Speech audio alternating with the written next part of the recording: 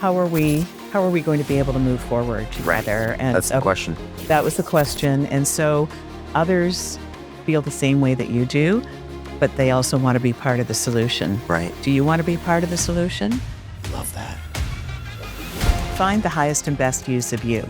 The highest and best use of me is to help others be the best that they can be. You always believe in yourself. Never give up. Set a goal and stick to it, and really the sky's the limit.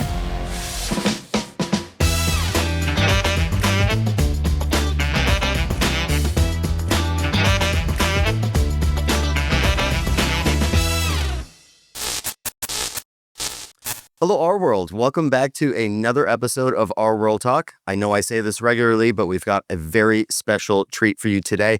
This morning, we are joined by Sherry Chris, that has an impressive resume that we are going to talk about. But welcome. Good morning. Thank you, Chris. It's such an honor to be here, and I'm looking forward to our chat. Well, we are so happy to have you. Sherry, you joined us for some of our broker VIPs that we had here, gave our members some incredible info. As I said, you've got an impressive resume, spent over 18 years with Anywhere Real Estate. You were the CEO for Better Homes and Gardens, as well as ERA, and the COO for Coldwell Banker. You've been quite busy in your career, my goodness. Why don't you tell us, let's start this off with a little bit about where your drive comes from. I mean, those are some incredible positions that you've had, certainly impressive. Well, thank you. Thank you so much. And it's been an amazing journey, I have to say. Where does my drive come from? I really have a passion around the real estate industry. I have spent my entire career in real estate. I started as an agent for a short period of time and then went into leadership and management. And I've always led from a place where, the more you give, the more you get. And so I've always given to um, every position that I've had, in a very large way. And for that, you get a lot back. And I bet. so that's what's driven me. And that is what will continue to drive me in what I'm doing now. Well, you don't get to those positions without having an incredible amount of drive, because it's certainly something that, as I'm getting to know you, I can feel coming from you that you're certainly really have your head in the right place. And we could tell that you have such a huge love for this profession. Just when you were on stage with us the other day, it was incredible just to see that passion come through. Why don't you tell us a little bit about your background? Let our members know exactly who Sherry is. Where'd you come from? How'd you get involved in real estate? Well, it's a good story. And for me, anyways, hopefully the audience won't find it boring, but I am Canadian. I now have dual citizenship. Okay. And actually in 2021, after I moved here to Florida, I decided to get my American passport. So that took a year. And so now I carry two passports everywhere, but I was born in Canada. And I was born in Montreal. My family moved to London, Ontario. I was educated there. I was headed for a career in banking. In fact, I started a career as a junior banker, and then I bought a house. Okay. And so I thought to myself, wow, this is a very interesting process all those years ago. And I could do this better than the agent that represented me, or at that time was the seller. Every agent represented the seller. Sure. Back then. So I got my real estate license, part-time, nights, weekends. And one day I just quit my job and started selling real estate. But I was very young and in my early 20s at that time. And so I really didn't have the discipline to, we all know what discipline is, and accountability. Nobody holds you accountable in real estate when They you're sure an don't. agent. No, it's all up to you. Yeah. So I was not the best agent in the beginning, but learned the tricks of the trade and learned how to hold myself accountable. And then, Chris, I realized that, not everyone finds this, but I'm sure that I know that you have, is that you find the highest and best use of you. Sure. And once you do that, your journey continues. And so the highest and best use of me is to help others be the best that they can be. And so I started on my leadership journey then in Canada. I worked for Royal LePage. I think you might know the name of that Sure firm. do. Yes, ma'am. Yes, and we can talk about that if you want. And then I was recruited to the US and ended up at what was then Realogy Okay. and today Anywhere. So that's Wow. the short story. We have so much in common. For you guys that are listening, Sherry and I had a little bit of a chat this morning at breakfast. We were talking about her travels, heading up to what I thought was going to be DC, and then you mentioned going to Toronto, and I said, "Well, I sold real estate in Toronto for for many years, lived there for 17 years, and it turns out that the first company and the first broker that I had was actually mutual Yes. brokerage at Yes. Royal LePage up at Yonge and St. Clair. So I worked under Diane Usher, and then Nowhere. subsequently worked under Trish Manning Yeah. when Remax West, or sorry, not Remax, Royal LePage, King West opened up. Yes. Yes. Yeah. Wow. Well, that is. I was with them for 16 years, and Okay. I, started as a manager of a very small operation. In fact, here's a leadership story that I like to tell is that I really wanted to be on the leadership team of Royal LePage. I had managed for another company, and at that time, my husband and I had just gotten married, and I just said to him, I want to be with Royal LePage. They're the largest." And so I went for an interview to be a manager, and they said to me, "We don't hire managers from outside the company. You have to start as an agent." So I thought to myself, I'm not doing that. I'm a successful branch manager already. So I left, kind of brokenhearted, Yeah. tail between my legs, and I went home. And so I started thinking, they had 400 offices, and so I called them and I asked for another interview. So I think they thought I was going to come in and say, yes, I'll be an agent. I'll go through a management training program. But I went in and I said to the regional manager, his name was Bernie Vogt, and we're still in contact. I said to him, "Listen," I said, "what are your worst offices in this region? You must have non-profitable offices. You must have an office that's just terrible Sure. that nobody wants to manage." And so, in fact, he had two. And so, he pulled out everything was paper back then. He pulls out this big sheet, and so he said, "I have one here." Actually, they were both in Hamilton, Okay. which, is not the I'm listening to the story going, well, I know it wasn't my office. yeah, no, it wasn't your office. It wasn't your office. So, he said, "I have 2." Yeah. So I picked the worst one, and, I said, "What have you got to lose?" And they didn't pay me much to start with, but what I did is I went in, I, got rid of non-productive agents and started recruiting. I had no fear. Right. What did I have Only up to from here. lose? Right. Exactly. So within a year, I had turned the office around, made it profitable. Then they gave me the one of the largest offices in Toronto to manage. And then when I left there in 2003, I was had a national EVP role across the country. So Amazing. yeah. So, here's the moral of that story and the learning that you can take out of it is that you always believe in yourself, never give up, set a goal and stick to it. And really, the sky's the limit. Amazing. And you know what? In our profession, you do that on listings, right? If the Exactly. seller says, you know what, we're not ready to list today, you're not just going to walk away with your tail between your legs. You're going to go back and you're going to hit them even harder the second time. Bring in more marketing, show them what you are going to be able to do and why you're the best fit for the job. And you just did that on a grand scale and said, you know what, I'll take the worst office you got and show you what I can do. And I Wow. did. Amazing. Yeah, but it's sales. I It is. sold myself as realtors across the country and certainly in Florida. You're selling yourself each and every day and for that Absolutely. listing or that buyer. Right. Yeah, I remember the first brokerage that I went into, and it is similar to you.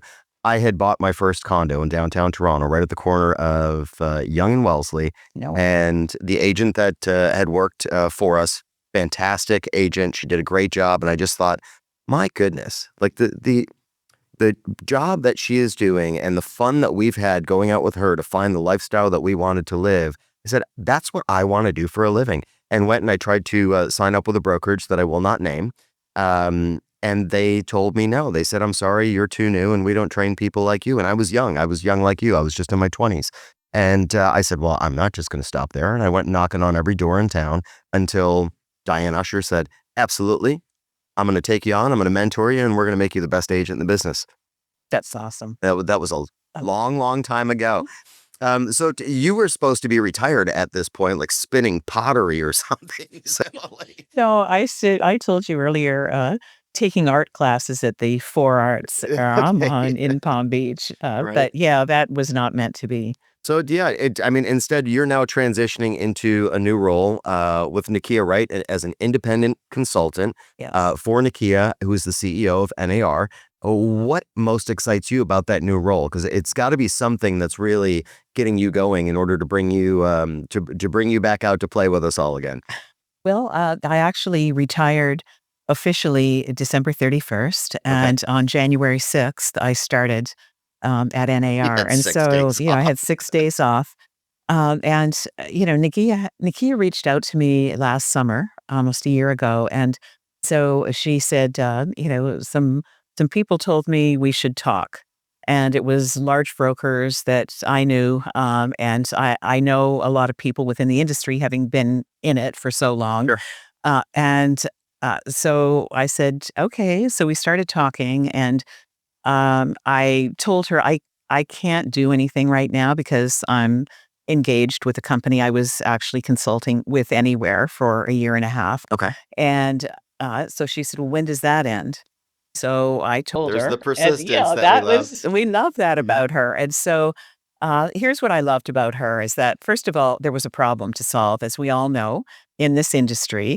The last 24 months have not been kind to us in many different ways. So there's, a challenge and an opportunity and a problem to solve. Mhm. And so that was number one. Number two, when she said to me, I want to treat NAR like a public company, not a trade organization, I went, ding, I know how to do I that. know how to do that. Sure. I like that a lot. And I shared with her what I could do, and that is take all of the relationships that I built since 2003, and even before that, with all of the organizations that I've belonged to, and the people that I've met and gotten to know in a very deep way, and use that not just for one company, but really for the betterment of the industry as a whole. That excited me. Okay. And so I went back, I thought about it. I talked to a few, of my mentors, and they said, "What, you've been working your entire career for this. You have to do it." So I jumped in January 6th, 2025. Okay. Is she as no nonsense as we've Yeah. heard she is? Oh, yeah. So she is totally no nonsense. And That's who we need at this time. she is the perfect CEO, and, what I said to her is, "You can't just stay, during this challenging period of time. You need to stay on and actually, kind of bask in your accomplishments, that and how you have turned this around." She has gone in and, identified, money that we need for the settlement, cuts to make, um, things that are important and not so important. And she surrounded herself with a really brilliant team of people. I'm kind of on the half on the outside as a consultant, but it's just wonderful to see her in motion and how she gets things done and the way that her brain works. She told me, I said to her, "Oh, did you watch White Lotus?" And I'm guessing you know what White Lotus Yeah, is. absolutely. Yes. Sure. So, she was like, "No, I don't watch that stuff." And It's got reading to do. I've read no, she said, "I've read 600 business books." Wow. And, she reads everything. And Wow. she, is up, like, at 3 AM in the morning, going through everything, planning her day. I'm just running along, trying to keep up with her, but it's so invigorating, and, it really is a wonderful time. Yeah, I remember her speaking at Leadership Week, and it was all about going at this ruthlessly, and Yes. we are going to make sure that we get the job done and She wants to win. regain the trust in our membership. Exactly. And so, one of the things that I said to her right off the bat is that you're the best kept secret here, that we need to get you out in front of real estate people, realtors, brokers, industry people, tech people everywhere. So I helped book her at every major conference this year. So Inman Connect, um, 1000 Watt, T360, Housing Wire, Blueprint, NAREP, ARIA, everything. And so she's going to be center stage, and that has already started. And at 1000 Watt Consulting Conference in front of 500 people, she got a standing ovation after her fire. Like, yes. Yeah. Those are some pretty influential people. So she's doing things She's right. doing things right. And so I have to share that because she won't. So Yeah, she's not one to toot her own horn. no, she isn't. So it's been a very rewarding year so far, but there's a lot of hard work to do. There no is. question about it. Yeah, there certainly is. Glad that you're there to assist. I know that she was brought in from not from the real estate world, which I actually think was a brilliant move to bring somebody in here and really treat the association as that corporation, that publicly traded company, and get things cleaned up and have it running like a well-oiled machine, like it should be. She came from the Chicago Sun-Times, where that company was on the verge of bankruptcy, and she turned it around, and it ultimately was acquired. And that was great work that she did. And for that, she, was high on the list. Obviously, the recruiting firm and the leadership of NAR saw the qualities in her Wonderful. and brought her in, which is fantastic. Okay, well, let's get back to you. And so, how do you envision leveraging your background, which is extensive? We've proven that to strengthen relationships between NAR and the brokerage leaders. Well, it's a great question. And so when we look at the list of 51 brokers in the initial settlement that were excluded, and uh, I know almost every one of them personally. So what I was able to do is pick up the phone on January 6th. I started, including the leadership of the Realty Alliance, Leading RE, and other groups, and just started talking to them. And they, I had my Did they head. talk back or did they yell back? I got yelled at a few times, but that's okay because Of course. here's the thing, Chris, that I didn't do anything wrong, Right. but Right. I was there to apologize and not apologize on behalf of NAR, but just say I'm sorry that this happened. Sure. I can't imagine how this feels, and how are we going to be able to move forward Right. together? And That's the so question. that was the question. And so what happened was, of course, how are we going to be able to move forward? I want my money back, and so that had to be set aside, of course. But after the first broker that I spoke to after an hour-long conversation said to me, I do want to be part of the solution. Then I took that phrase and I used it with the second and the third and the fourth. And I said to each one, others feel the same way that you do, but they also want to be part of the solution. Right. Do you want to be part of the solution? Love that. And so it was great. And so That's gold. now it's gold. It's gold. And now we're working on, which we will announce, within the next month, maybe beforehand, a new, like enterprise level strategy group Okay. of the largest leaders and brokers to not just listen. There have been groups like this before where it's a listening group where NAR leaders come in and present, the latest. Talk at you. Exactly. This is going to be a very collaborative group. And so, I'll be managing that group on behalf of Nakia. And I can't wait for that to get started. So, every broker and industry leader that I have asked if they would participate have said yes. And we're not talking about little players. We are talking about those that are running the large, mega nationwide or global companies even.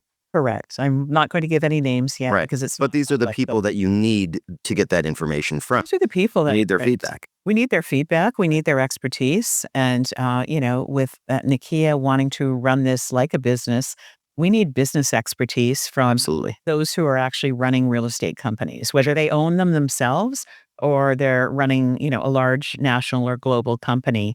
that is the brain power that we need. Awesome. You're doing a fantastic job. And I think, just to start there, I love that that's how you brought them in. Let's, in every conversation that you have, for all of our members that are listening, or even the public that's listening, there's somebody could be yelling in your face, and they've got this grievance, and they really want to air that grievance with you. You've got to be able to listen through what it is that they're saying and read between those lines and find out, where are your pain points?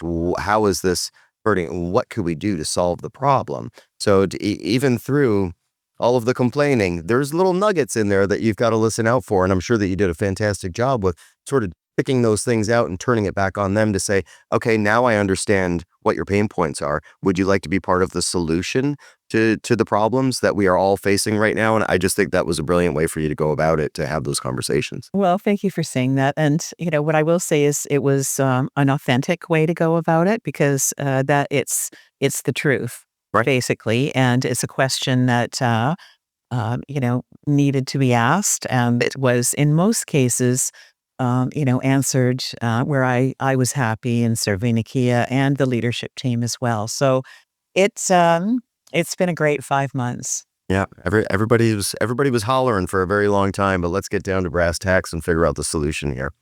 How do you balance? We've got a lot of varied needs between the brokerages, the agents, the industry stakeholders. How do you balance all of their needs while being able to foster a more substantial alignment across the real estate sector? It's a very good question, and actually, one of the things that Nakia did is she brought in someone to be the senior liaison with the state associations, the local associations, and what will end up being the MLSs as well. And that's Jared Grasso, Okay. and he was the CEO of the New Jersey Association of Right. Realtors. Great, wonderful guy, and so we work hand in hand. We talk, several times a week, and we just work hand in hand. So if I hear something that has to do with an association, I send it to him, vice versa. One of the things that we developed, and we developed it together, is an opportunity to do broker summits across the country. So we, worked on a template because sometimes broker summits, and I do have to say that the one that you and I have been involved in with the team here, it was a great meeting, and Good to hear. Okay. very, very good Awesome. and fantastic information. But not everyone has the vision of Deanna and team. So we developed a potential template and have talked to over 30 state and local associations and have scheduled almost 30 of them going into 2026. And some will be virtual. Some of the smaller associations will be led by, other team members. But, we want the brokers to come together either in person or virtually. And we want to hear what they want from us because one of the things I talked about earlier is the fact that with NAR, the members, the paying members are agents. And so that has been what NAR concentrated on forever. It's their members, their membership. Right. And what's been neglected are broker owners of large, medium, and small sizes. And so that's the work that I'm doing is how can we better serve that group? So the Broker Summit is one way to bring a state association or a local association and the brokers together because, Chris, let's face it, we all need to work together. We Absolutely. can't be working in isolation. And Yeah. so I'm very happy with the results so far. We've only just begun that. Awesome. Yeah, it's a very collaborative industry, and I think people forget that. And we really do need to be working together. I know in the last over the course of the last year, when all the changes had to come into play, we're lucky at this association to be the third largest in the country and have a lot of resources to get out there in front of our brokers and get out there in front of our members and do a lot of deep, intensive training, which is what we did to sort of get everybody up to speed. And I make sure that I'm always approachable. So I had every broker in town calling me saying, Hey, did you understand the way that this is supposed to go? Can you please explain it to me again? Because I really didn't grasp it. And I want to have an event for my office and train my people in order to get this information across because it was important. Everybody was trying to fall in line. But you did certainly, with all the confusion, encounter quite a few people who really gave a lot of pushback and said, nah, I don't care what you guys are saying. This is the way it should be done. Which is why Yes. Facts.Realtor, which we touted 100 times Yeah. free stage today, is such a valuable resource for any broker who might be listening to us right now. Please check out Facts.Realtor on a regular basis because information is constantly being updated and it tells you exactly how to do it. All the answers are Yes. right there for you. The answers are there. And, it just brings up a thought that I have, and that is that, communication of what NAR actually does have, and they do have a lot. There's a lot more that's needed. The communication needs to be amped up significantly. And so right now there is very little direct communication between NAR and brokers Right. because there's no database specifically of brokers. It's all based on members. And so that's something that we're working on changing as well and enhancing. So, we can reach out directly and, through the state or through the local and make sure that everyone is receiving the same information and we're all collaborating together. Because, what I've come across brokers that have said, I don't care. And like, I'm really just care about growing my business. I've come across brokers that say I don't understand the value of any of this. I've come across brokers that say, no, I am completely in line with the three-way agreement and I understand the value of everything. Yeah. So, there's a whole spectrum. These conversations can be draining. Thank God we're passionate for passionate for this I work. know. You're there assisting Nakia make sure that we can sort of turn things around and help her along on her work, help her with the broker engagement piece of it. But how can NAR ensure that it remains the trusted, valuable resource that it has been for years and years and years, both for those large and small brokerages that you had already mentioned? Well, I'm going to quote Nakia right now. Okay. She has said this from the stage, and that is that change happens at the speed of trust.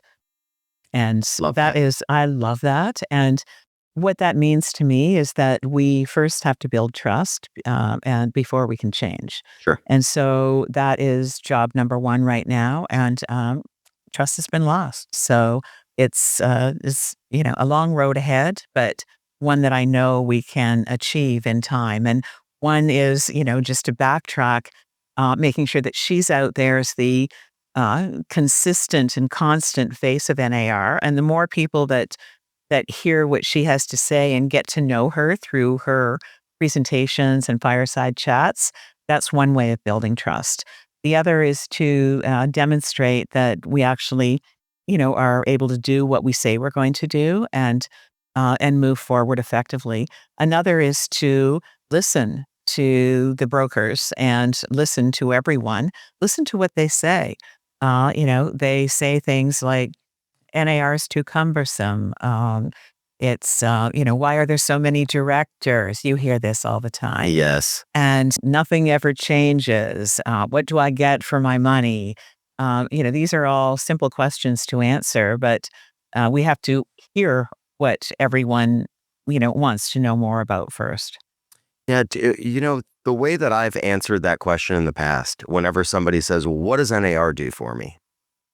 I don't think 1.5 million members realize that they are NAR. Well, they're NAR, Right. exactly. It's what is NAR doing for me? No, what are you doing? It's like quote Kennedy. It's not what the country could do for you. What can you do for the country? Same thing with NAR. It's a member-driven organization. If there's something that you don't like there, step up and change it. Speak up. You have to speak up and absolutely. And so, the dues money that comes in, the $156 a year, which is not a lot for what you get. For that, you get, here's my 4 pillars sales pitch. For that, you get advocacy. And that works very, very well. And that is, really the stronghold of what NAR does. You get data and research. We need data today, Big time. more than ever before. Data's the new oil. It is, and so with Lawrence Yun and his team, and of course, Shannon McGann and her advocacy team, they do incredible things. Then the third is education, the code of ethics, education, the certification programs, and so Nakia just hired a new head of, education. I'm starting to work more closely with her, and she's going to turn everything upside down and, Awesome. bring us to where we need to be.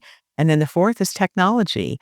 Mark and his team, RPR and Second Century Ventures and technology research, all of that for $156? Right? And tech is at the forefront. Tech is Tech going to is, change everything about our business. I We need people there to exploring that sort of thing. I know in our broker VIP, Ben Schachter had asked you if NAR had any plans to give more education to the brokers because it comes from the top. Can we educate the brokers to increase their level of professionalism so that way they take it down to their agents in their offices and raise them to a higher level and really raise the bar for the entire industry? I love that question from Ben, Mhm. I'm taking that back. The answer is yes. Going to take time, but Of absolutely course. yes. And I think these broker summits are, a good starting point where we start to bring people together and talk about what their needs are. But yes, there's uh, my four pillars that I like to talk about Sure. are the best kept secret in the industry. Right. Right? Let's Yeah, put it out absolutely. there. Yes. Absolutely. So, what trends do you think are going to define the future of real estate? I just touched on technology, but how can NAR prepare members to adapt to the changing tides? Well, first of all, I think that every company, and if we want to look at both agents and broker owners, that you have to have a very strong value proposition. Mhm. What do you stand for, and what are you going to do for the consumer? That needs to be articulated in a sophisticated way and in a way that the consumer understands the value of a realtor using a realtor. Because we've gone through different stages, as you know, where various people have said, well, the realtors are going to be disintermediated because, the consumer is going to just go online themselves and find a property and buy it. And we now know that that's not going to happen. Right. It's not. They go online, Well, they go but on. then they call you. They exactly. So, as an agent and as a broker owner, you need to, whether you're a small company, a medium-sized company, a large company, or with one of the enterprise brands, you need to be able to articulate what you do for the consumer. That should be easy, and you should be able to bring those NAR tools into play as well. It's not just what your company has; it's a combination of everything. So that's one. Number 2 is that we need to use technology effectively. So, we talk about AI a lot, and I'm sure that some people are scratching their heads going, "What?" Like, I use ChatGPT for everything. And in fact, even when you do a Google search now, it's ChatGPT that is answering your search. I It's I just saw that I think yesterday for the first time that Google is adding the AI component. absolutely. And so you get much more, and it comes to you in a better format. Yeah. So how do we utilize AI as an enhancement to what we do as human beings? You need training on that. And it's not good enough just to know, how to ask for the best restaurants in a town. We need to know how to utilize that from an advertising perspective and from the perspective of how it can enhance what the agent does. And I mean, I use it when I create a LinkedIn post. I always run it through AI first, and particularly if it's a long one, and uh, more often than not, it sounds better after I've done that Right. than my, obviously, poor writing skills. Well, there's so many incredible things that they could do now. When we were at Inman on tour in Miami a couple weeks ago, one of our past presidents had taken a photo of Miami Analytics, had put on a presentation. So we took a photo of all of the data that they had. So just from this grainy picture from being inside a concert hall and taking a picture of a jumbotron screen, sort of thing, and uploaded that into AI, and it spit out in fifth grade language exactly what all of that data meant, crunched all the numbers, Mhm. told a story about what is happening in the Miami real estate market right now. And it was incredible Incredible, right? to look at what that was able to do. And not only did it spit out the verbiage explaining everything that was on those slides, it also spit out an infographic for you to use to post to social media and say, this is what's going on in the market. Obviously, everything that AI does needs to be double checked. You can't just Absolutely. take it at Yes. its own word. Put some human eyes on it and make sure that you're verifying whatever data comes out of it. But I just thought that that was exceptional, and what a tool that you could use. Imagine if you wanted to farm a neighborhood and you could take all of the market data that you get from NAR, from Florida Realtors, from your local association here at RWorld, take that data and put it into a system like that and say, can you create a marketing piece that is going to explain this to the consumer at a fifth grade level? So that way it's very easy to understand what's happening in the market. And I just thought, my goodness, that is like incredible, and how valuable to us in our profession, because we're in the relationship business. We're out there making relationships with other realtors, with other brokers, with the consumers. So if you could take that stuff off of your to-do list for the week and put that in AI's hands, then have all that ready to go. And that way we can go and do what we're best at. And I'm not a great artist. I can't go and create a marketing piece. no, and most people can't. And so, if we hand that off, the highest and best use of There you go. Highest realtors and best. is, face-to-face contact with Absolutely. the end consumer, For sure. looking for listings and doing listing presentations face to face and, searching for buyers. That hasn't changed in, almost the 40 years I've been in the industry. My goodness. Do you remember your first deal? I do actually. Do you? Oh, of course. You always do you? I do remember my I first do. deal. My first deal, this is crazy, but I didn't have any listings. I had nothing, and so I went to an agent and said, "Can I do an open house on your listing, on one of your listings?" He said yes. And so it was a snowstorm, of course, Okay. Canada, but I went, I put the signs out, and sure enough, a couple came in. This is like crazy story. They came in. I had a few visitors, but the wind was blowing the open house sign down and everything. And so a couple came in and they basically loved the house, and so they wanted to buy it. And then they said, "Can you come over to our home and list it?" And Look at that. I know. And so here's what I did is I put the deal together. I was like driving back and forth in the snowstorm. And back then, embarrassed to say this, but this was when you either wrote an offer out with carbon paper. I don't know whether you, I did. huh? Absolutely. Right? Yeah. And or put it in the typewriter and did it with carbon paper. So I wrote it out, and I went back and forth. And on Monday, I went into the office, and I was so proud of myself. I wrote it up on the board and the listing. And so my broker called me in, and he said, uh, you know, "I have to tell you something, Sherry. Um, we're not. It's not legal to sign documents on a Sunday." So this was back in the Oh, wow. so Okay. everything was what we call null and void, Oh, basically. no. So I had to start all over again, but I did. I will never forget that. Wow. You Florida realtors are super lucky, because in Canada, I know in Ontario for sure, it takes a very long time to get a real estate license. It is not you go to school for a week and write a test.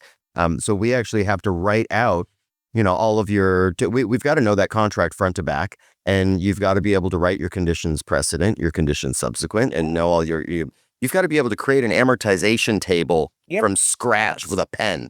So That's yeah. how, that's like, we had to walk in 3 feet of snow up a Yeah, hill to exactly. school. We're Yeah, talking about the old days of real estate, but yeah, it was great learning. Like I, it really can was. recite, a condition subsequent and precedent Yeah. still today. Well, like, I'm the contract guy in my office, because it's, we went through this. It was just beaten into our heads for so long. I know.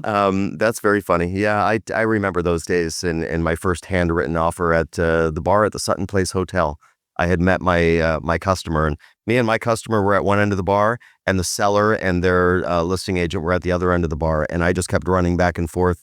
and I would talk to my customer and run back over to them and present the counteroffer. And I was determined. I said, I am getting this done today. And when all parties had signed and that thing was done, I had jumped on the phone and I called my mom, and I was crying on the way home because I was so excited for I was very young at that time. I was just, I think, so proud that somebody actually trusted me to get that job done. I can just picture you running back and forth. So that's hilarious. But that's a great story. So looking ahead, what lasting impact do you hope to leave on the real estate industry outside of what you already have given us, but through your new role with NAR? I really, Chris, just want to, I want to be able to give back and, all of the relationships that I've built, everything that I've learned over all of these years to, take that and package it up and give it back to the industry. And so when it is time for me to take those painting classes, Yeah. that I can look back and say, I'm glad and I'm very, very happy and satisfied that I took that extra step. And that's what I want. And I don't know how long it's going to take or how long I'm going to be involved. Right now, I'm not thinking about that. I'm just thinking about full speed ahead and the job at hand, and then move on to the next one and the next one. So, Finish the deal and get to the closing table. and how it's just a wonderful feeling for me and very rewarding that I would be able to accomplish that and do that. Well, I would say that you and Nakia have both, I think, brought this ray of sunshine back to our membership, really showing the membership that we've got some bright minds in place that are truly committed to making real change that's been needed for a very long time. And I speak for everybody when I tell you that we are excited to have you on the team, and really excited for the future of this organization. Thank you so much, Chris, and thanks for the opportunity for me to expand on what's happening at NAR and what the future looks like. That means a lot. Awesome. Well, we are going to let you get back to the task at hand. And thank you so much. It's been an absolute pleasure to have you on the show. My pleasure. See you guys right back here next time, Friday, 8 a.m., RWorld Talk.